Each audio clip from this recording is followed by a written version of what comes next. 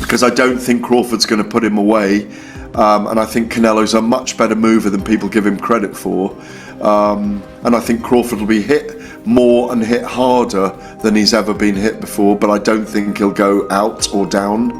Consistent with Terence Crawford's fight schedule over the last several years, where he's been pretty much fighting one time a year. That one time a year is clearly giving him a lot of time to rest and recover from his injuries. Boxing analysts have spotted a serious weakness in Terence Crawford's recent training footage. Gareth, who initially backed Crawford to defeat Canelo Alvarez, has now changed his stance. As the fight draws closer, he's siding with Canelo, warning that Crawford is about to face a level of power he's never encountered. This shift underscores the rising skepticism over Crawford's ability to withstand Canelo's strength and endure at the sport's elite level. Early on, very close rounds in the first 3 or 4. We'll be divided on who's winning. I think Canelo will get going in the second third of the fight and land some big shots. I think Crawford will look good as well. Rounds 6 to 9, we'll be looking at who's getting ascendancy in the fight. Crawford will have weathered the storm of the big Canelo punches, countered himself, still close rounds. I think Canelo will push away and, in my view, will win the fight. Because I don't think Crawford's going to put him away, and I think Canelo's a much better mover than people give him credit for, and I think Crawford will be hit more and hit harder than he's ever been hit before, but I don't think he'll go out or down, and if he does go down, he'll get up. I think it'll be a very, very close affair, and I think even if in those last 6 rounds Crawford's got Canelo's number in terms of movement and timing, I still think if it's very close in rounds, I think it'll either be a draw or a narrow points decision for Saul Canelo Alvarez that everybody feels is very controversial, and then they'll do it again. That's how I see it playing. That's the plot, if you like, with the subplots in the drama of one of the biggest fights we've seen in Vegas since. Gennady Golovkin's trainer has issued a strong prediction about Terence Crawford's jump to a higher weight class. He suggests that Crawford's stamina may not hold up and that signs of fatigue could appear as early as the 4th round. The sudden increase in body size and added muscle, he explains, could slow Crawford down and sap his energy. Since Crawford has never fought at this weight before, the trainer stresses that the adjustments will be enormous. Carrying extra pounds can make even elite fighters feel sluggish, drain their gas tank, and spark early frustration. Without careful pacing, Crawford risks burning out before the fight even reaches the middle rounds.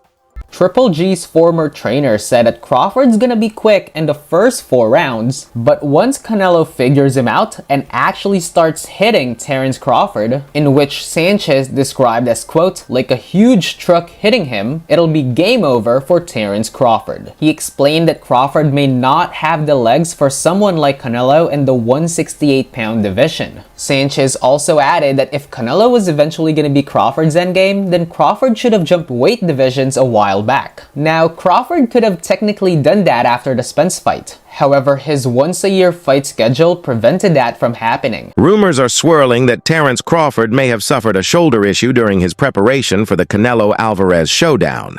Though nothing has been officially confirmed, even the suggestion of an injury has raised alarm among fans and analysts. The concern is amplified by the fact that Crawford has typically fought only once or twice a year, giving him ample time to rest and recover before entering the ring fully prepared. This time, however, the quicker turnaround has denied him that luxury, meaning any nagging discomfort could carry into fight night.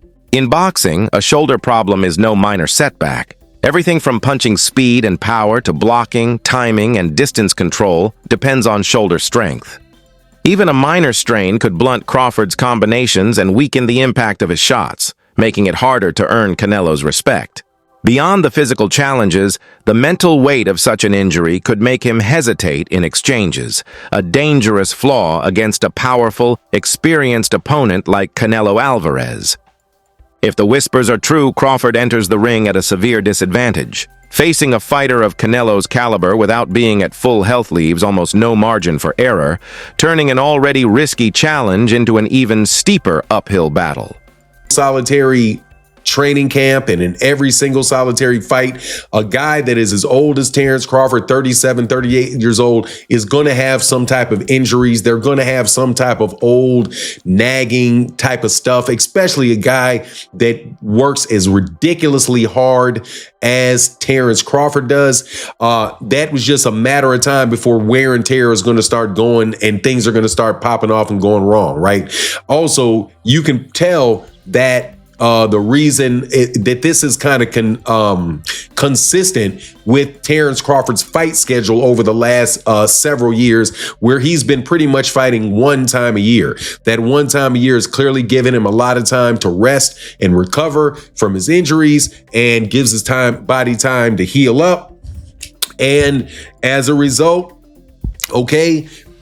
he's ready to go during fight time. So I wouldn't put too much on this. I would say though that if you're a gambling person, man, you should probably want to keep your money in your pocket for this particular fight, man, because this thing can absolutely positively go either way with between the two of these guys. Canelo Alvarez is an exceptional fighter, much bigger than Terence Crawford is, or been fighting at a much bigger weight class than Terence Crawford's been fighting at, and much more experienced at that level at 168 pounds. But Terence Crawford is just such a superb fighter and such an intelligent fighter in there that you can know that he's going to be coming there to fight, and he's got a significant chance to win that fight. Unless, of course, that injury is real. I mean, and it is significant and is preventing him from, really sitting down on his punches, because he's going to have to at a point in time with Canelo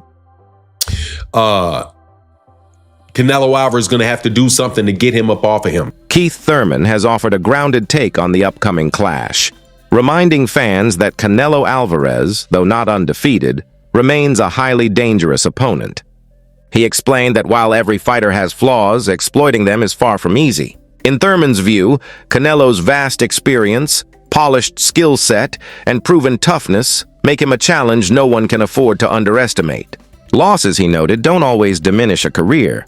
In Canelo's case, they've helped mold him into a more complete and resilient fighter. Thurman warned that labeling Canelo as beatable doesn't automatically mean Crawford will succeed. To truly prevail, Crawford must reach a level he's never shown before, especially against a fighter with Canelo's size, pedigree, and championship pedigree. An unbeatable fighter. That's fine. None of us are really unbeatable, right? But people got to understand this. Canelo Alvarez is not an unbeatable fighter. The question is, whoever he's fighting, we don't question what Canelo's going to do, right? We question what his opponents are going to do, right? It's not even really about Canelo. Canelo's going to show up as Canelo Alvarez, right? Ginger boy. So the question is, are you going to beat him? And are you going to beat him today? Like when fight night happens, is it you? And is it now? You ready to beat him now? He's not unbeatable. Maybe you can beat him, but are you going to do it? And are you going to do it now? You feel me? Because I thought Danny Jacobs was going to have a way better performance. Danny actually performed well against Canelo, but he didn't take any chances. He was doing just enough to not get beaten. And Canelo was feeling himself. Canelo had preparation. He had that head movement, losing to Floyd, this and that. He fought some flat-footed fighters. He got used to getting his head here and there and ducking down and then pulling out and spinning out and little tactics. I've never seen somebody make Danny Jacobs miss so many punches. It was highly impressive. I did not expect that, because of the amateur pedigree growing up with Danny Jacobs. I know exactly what kind of New York fighter he is. Recent footage from the face-off between Terence Crawford and Canelo Alvarez has sparked major discussion. To many observers' surprise, Crawford looked noticeably bigger than expected, nearly matching Canelo in size. This stood out, given Canelo's reputation for stocky strength and dominance at higher weight classes. Crawford's bulked-up frame has led to mixed reactions. Some view it as proof that he has successfully added muscle, while others caution that size doesn't automatically translate to power or stamina. The real question is whether Crawford can carry the extra weight naturally once the fight begins, without sacrificing speed or endurance. Looking bigger may provide a psychological edge at the stare-down, but the real test will come over 12 demanding rounds where conditioning and adaptability matter far more than appearances. With that said, they're going to face off in an epic showdown. And the big talk, obviously, is the size difference, right? That Canelo Alvarez is much bigger than the smaller Terence Bud Crawford, who is essentially coming up from 147 in the minds of many. But really and truly, he's coming up from 154 because he actually had a fight at 154, a titled opportunity, his only fight at 154 last August when he took on Israel Madrimov, okay? And he beat Israel Madrimov, unanimous decision to become a 4-division champion. But as you see here in this photo, there's not a big size difference. And actually, obviously, we know Terence Crawford stands at 5'8", got a 74-inch arm reach. Canelo stands at 5'7" with a 70-inch arm reach. There's not a massive size difference at all whatsoever. Now, clearly, as you see, Terence Crawford clearly has on what looks like Balenciaga shoes, and we know they are extremely big shoes, and it make you slightly taller. And Canelo Alvarez has on flats. The thing here is, the more important thing is, not if Terence Crawford can take Canelo Alvarez's punches. It's not if Terence Crawford, is going to get bullied around the ring. The concern with the weight is how Terence Crawford carries it himself. Does he start to fatigue in the second half of the fight? Should he get to the second half of the fight?